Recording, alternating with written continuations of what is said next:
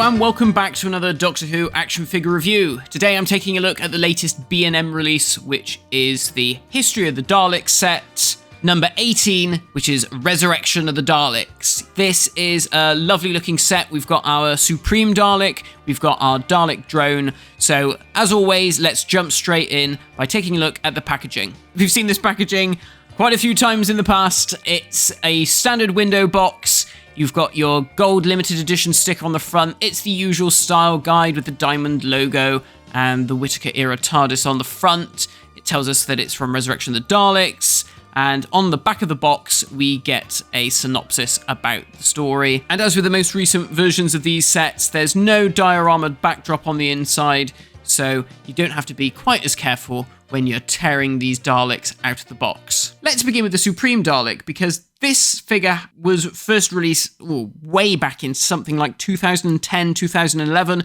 in a Resurrection of the Daleks box set with Davros, and we haven't seen him since. But thankfully, he's here now, because this is a figure that I felt like needed a re-release. It was quite hard for people to get hold of, so it's great to finally see it back on the shelves.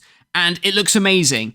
They've done it in this beautiful glossy black, which I'm sure I've seen a few people say, oh, it's either too glossy, really, for how it looks in the episode compared to the original. And here's the original version, which is slightly more matte, but it's still got like a silky sheen to it, but just not quite so glossy. Honestly, I don't mind that myself. I think he looks amazing. Like I always say with these Dalek reviews, I'm not an expert with Dalek props, so if I say something that's wrong, just let me know in the comments. But from what I can see from my untrained eye, I've not done masses of research, he looks great. The eye stalk, I think, looks really good. You've got the new eye stalk with 4 rings that get larger in size rather than the old blue ones. We have these taller 80s dome lights that we've seen on previous Daleks. And then going down, the new addition here is the little riser piece that they started adding to the Destiny of the Daleks sets. Very simple addition, but it works wonders, and you can really see it adds that little bit of height difference compared to the original version. So that's great. That's a lot better. And then around this side, you've got the slats, again, all glossy, but we have the mesh in between painted silver.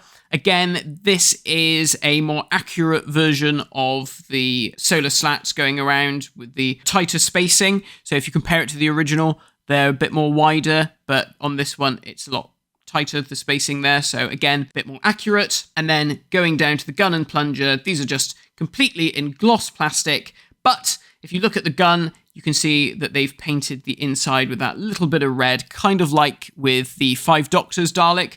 I'm not sure if that's accurate. I have no idea. I don't really feel like you see much of the Supreme Dalek's gun, to be honest, in that story. You never really see much of the skirt and stuff, because this is one thing I do know about this prop. It's got the weird skirt where it all slants right out the back. But obviously, this being a toy, this is the idealized version of that Dalek, not just what prop have we got lying around that we can spray a different color. In terms of the skirt, it's glossy black with those white balls. Not a colour combination that we'd seen in Doctor Who before or since. And I think it works really well, that white against the black. It really pops. And then if you look along the bottom of the fender, you can see they've added a lovely scuff effect all the way around, that sort of silver metal coming through, like the BBC prop boys have been bashing them around, which is great. I always love that they add that to the Daleks, because that adds a little extra layer of accuracy. And again, this is different compared to the original version. The original version just had the sort of early 70s flat fender, but this is the later stacked fender. Again, a little bit more accurate. So overall, Supreme Dalek, brilliant. If you missed out on the Supreme Dalek, this is a very good opportunity to get this one, because he looks great. But of course, he comes with a Dalek Drone. Basically the same figure, just in different colours. This time it's in an 80s grey. Now, this is where I'm not quite so sure about the grey. I think he looks great. It's a lovely colour. It's a lovely looking Dalek. But I do look at some of those pictures from the episode and I think, oh, maybe it could be a little bit darker. It's difficult because when you look at pictures of the Daleks in the studio, they look quite different to how they look on location.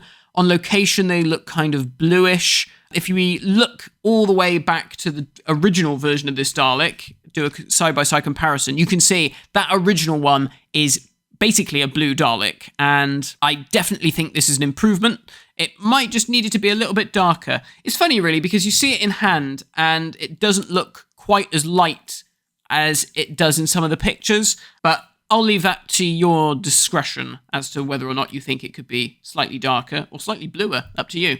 But otherwise, it's identical to the Supreme Dalek in terms of the sculpting elements, you know, the eye stalk, the dome lights, all the same. You can see they've got that bit of black around the bottom of the dome light there, which is a nice little touch. All of the paint around the neck bin is all very neat and tidy, the grey rods going down there. Again, he's got that riser section finished in black, gives it a little bit of extra height for that full 80s effect. And then again, we've got the black gloss on the solar slats. There's a little bit of a scuff on one of mine, but to be honest, if the Daleks in the episode only had a little scuff on the solar slats, my God, that would be a lot better, because the ones in that episode look appalling.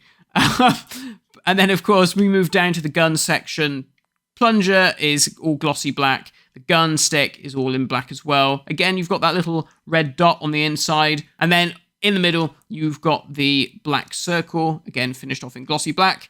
And then down to the skirt, glossy black hemispheres. And again, you've got that battered fender with the silver dry brushing around the edge, which just adds to the overall effect that this Dalek has seen a little bit of wear and tear on the battlefield against the Movellans. And then in terms of articulation, they're Daleks. They've got all the standard articulation of a Dalek. Rotatable head, pivoting eye stalk, ball-jointed plunger and gun arms, and then they're on 3 wheels, which go back and forth at the back, and then one that rotates all the way around at the front, so you can get a full range of Dalek movement. So overall, it's a great set. It's a very sort of standard Dalek set that we've seen before, but nice to see the return of the black and white Supreme Dalek. Like I said, it's a Dalek that has only been released once before, so that's great. The Resurrection Drone has had a couple of releases. It's had the one that we've just seen here, and there was also the version with the orange dome lights that came out with Peter Davison as a Toys R Us exclusive set back in 2013. But that's not all for this set, because there is a variant of this set. Yes, just in case you thought it was difficult getting your B&M sets, there's another version of this that you want to track down if you're a mad completist like I am. It's basically the same set, identical. However, the Dalek Drone has different slats. So although the sculpt is the same, they've been painted differently. And as you can see here, they've been painted with silver in between. Now, this is because the Daleks that flank Davros in that story, the two that are put on guard, one is the grey version that we've already looked at, and the second one is this guy with the silver around the midsection. So I guess they decided, well, can't do one or the other, do them both. Although it's frustrating having to track them down, I do like the fact that we've got both, because then you can do stuff like this. And when you put Davros together with these two Daleks, you look at it and go, yep, that's how it was in the story. So I kind of like that, and I'm certainly going to be displaying these figures with Davros in this way, because it just echoes what we see on screen. All we want now is for them to re-release that Davros, because honestly, that Resurrection one, it's great, but I mean, if you look at the back of this picture, look how warped the back of Davros is in that. Fingers crossed at some point in the future, maybe next year, we might see a Terry Malloy Davros in his normal chair. Not sure what they'd package him with. Maybe they'd do a Resurrection set, but then, oh, that is a slightly different Davros. Who knows? Maybe just do an Ultimate Davros. Just do Davros with swappable heads, so you can have your microphone on whichever side, different arms that come out, and, or maybe that little injector thing that he uses in Resurrection of the Daleks too. That'd be a cool little action figure set. Maybe do it as a character online exclusive. Just give you some ideas there.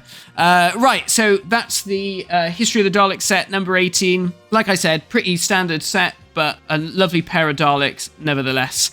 And I'll see you all again very soon for some more Doctor Who action figure reviews. Goodbye!